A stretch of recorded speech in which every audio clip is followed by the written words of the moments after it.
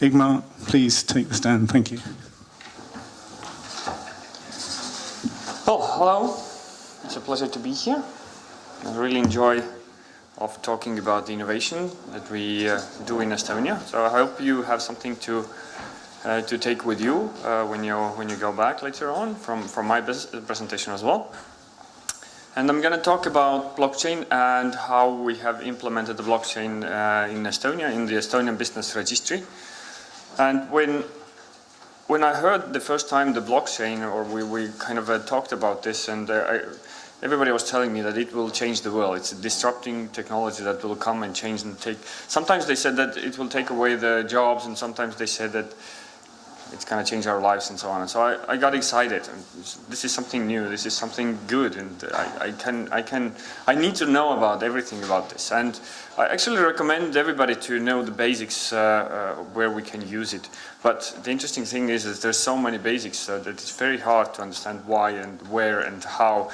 So I'm going to do it presentation, and I try to be as low tech as possible so that you can maybe understand one of the ways that how we use it in Estonia. And the main question is, do we actually need it? Do we need it like this?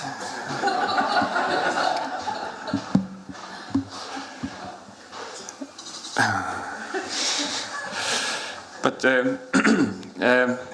before I go to the blockchain, I need to a little bit explain why we use the blockchain. And on the slide you can see the pictures as was like a few years ago on our paper archives, and then on the right side there's the archive rooms now. We digitalized everything is electronic, all the processes are electronic. So we closed down the archive rooms, we saved quite a lot of money on them. And because of the archive rooms are closed, nobody is coming to the office anymore because there's nothing to fetch from it. There's no papers. So there's no need to come actually to the office. So the counter service kind of closed by itself. There's nobody coming. So we closed down that as well. And then our registrar said that, okay, but do we need to come to the office? And said, not really. Do you want to work from home? Yeah, why not? I will save like 60 working days per year for commuting. So we said, okay, that's fine. We'll give you computers and security issues and stuff. Now they're working from home. We closed down those offices as well. So we have a few registrars from Estonia here, so they can give you an answer later on how they like to work in their pajamas with the coffee cups, and maybe in the summer house, or maybe in Spain, or maybe in Gibraltar here. There's no location restriction anymore. They can work from anywhere. And it has been like this over a year, so it's working pretty well. And now we come to the problem. And the process, it's electronic. And I just want to visualize where we use the blockchain on this picture. It's not for the citizens, it's not for anybody else, it's especially for the registrars themselves, for the technology people, and we use it to secure our data. That's the basic concept of it. So we're not doing something for the citizens, not yet anyhow, as we heard from the previous panel with the ICOs and so on. And why we are using the blockchain comes from this slide, which is a little bit small, but the basic idea is that when everything is electronic, you need to protect your data also electronically, and that you don't have any more paper where to, as a backup to check from. So if somebody hacks into your computers, your servers, there's no way to see that somebody has hacked, somebody has changed your data, somebody has removed some of the data. And we have had these kind of cyber wars in Estonia. We have different kind of attacks. No one has managed to delete our data or remove our data or change our data so far. We're using electronic signatures.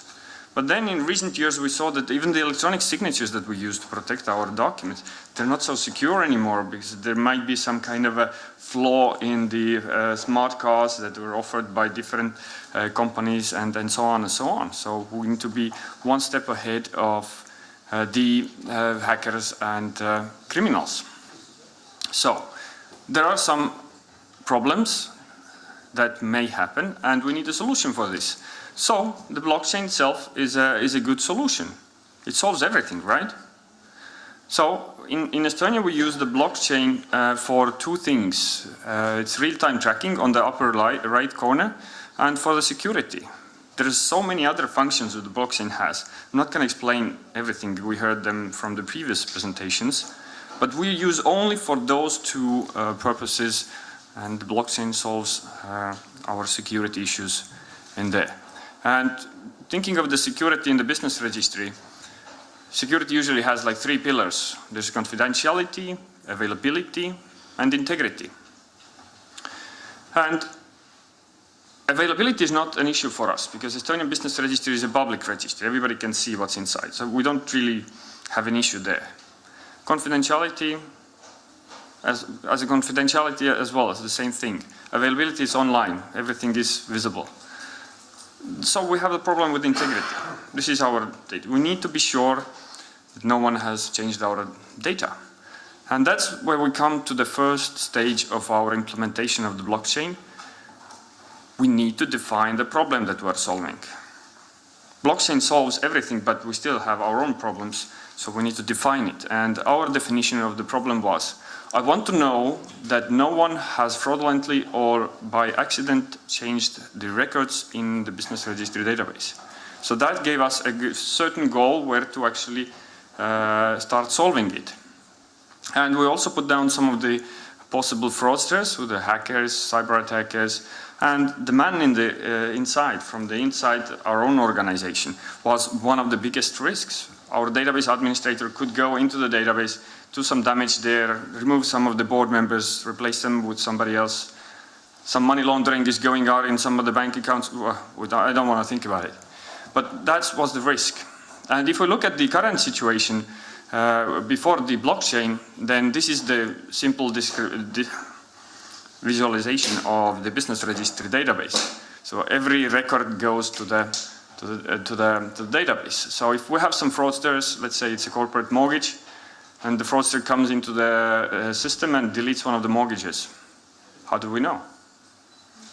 Maybe it will take 5 or 10 years after we know that somebody has removed something. Maybe never. Anyhow, that's the problem. And the second stage of our implementation was to analyze the problem and to come up with a solution. And then we came up with a technology called blockchain. And there is an Estonian startup company called Guardtime that they offered the Estonian government blockchain solution. So we started implementing and testing and so on. So the team actually was quite small, but it was not only technology people, because the technology people on their own cannot really solve the problem. We need to have business people, technology people, and then experts with the blockchain all working together, coming up with the right solution. There's 100 different ways how to do it. You just need to come up with the one. And the third stage of our implementation was a small-scale pilot. We didn't want to put the blockchain working in the business registry right away because it's quite a big change. We wanted to test this technology in a small scale. So we decided that there is a nice little register called Register Wills, all the last testaments of a person's, all the records. It's an important register. We need to keep the security as well. So we started with the Register Wills. And how it basically works with the blockchain is that we have the data, we have the last will as a, let's say, PDF. We combine this into a single kind of a data, and then we make a fingerprint of this data. Like every person has a fingerprint, unique. You can uniquely identify the person. The fingerprint of the data is called hash. So it's the same thing, that you can always recognize the data with this fingerprint. So what we do is we generate this kind of a document and data fingerprint, and we send this to the blockchain. And we receive a kind of a digital stamp that now this is in the blockchain. This is the value inside the blockchain.